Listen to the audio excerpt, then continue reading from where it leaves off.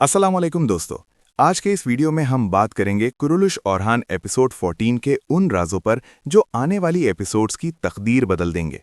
कुछ इश्क अधूरा रह जाएगा, कुछ वफाएं टूट जाएंगी और कुछ सच सबके सामने आ जाएंगे। तो वीडियो को एंड तक जरूर देखिए। दुर्सुन का अंजाम, हलीमे का तीर ज़ाया नहीं होगा। एपिसोड 14 के बाद सबसे बड़ा सवाल यह है कि क्या हलीमे का तीर दुर्सुन को मार देगा। हमारी प्रिडिक्शन के मुताबिक दुर्सुन हलीमे के हाथ से नहीं मरेगा, बल्कि दुर्सुन को उसका अपना बड़ा भाई दमीर खान कत्ल करेगा। ये बिल्कुल उसी तरह होगा जैसे हिस्ट्री में करेसी बेलिक के दौर में हुआ था। इस तरह दुर्सुन और हलीमे की मोहब्बत अधूरी रह जाएगी और उनका इश्क एक दर्द भरी कहानी बनकर रह जाएगा। शाहिन शाह की गद्दारी, ओरहान बे को बड़ा धोखा।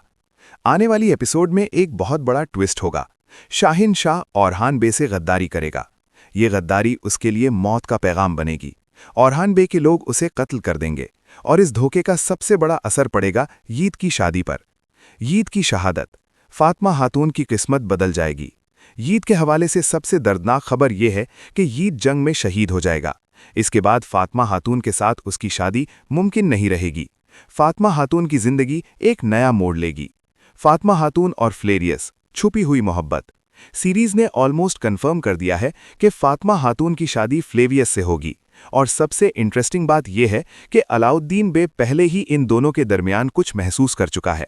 अलाउद्दीन बे इस रिश्ते की तहकीकात करेगा और बहुत जल्द ये राज सबके सामने आ जाएगा कि फातिमा असल में किससे मोहब्बत करती है।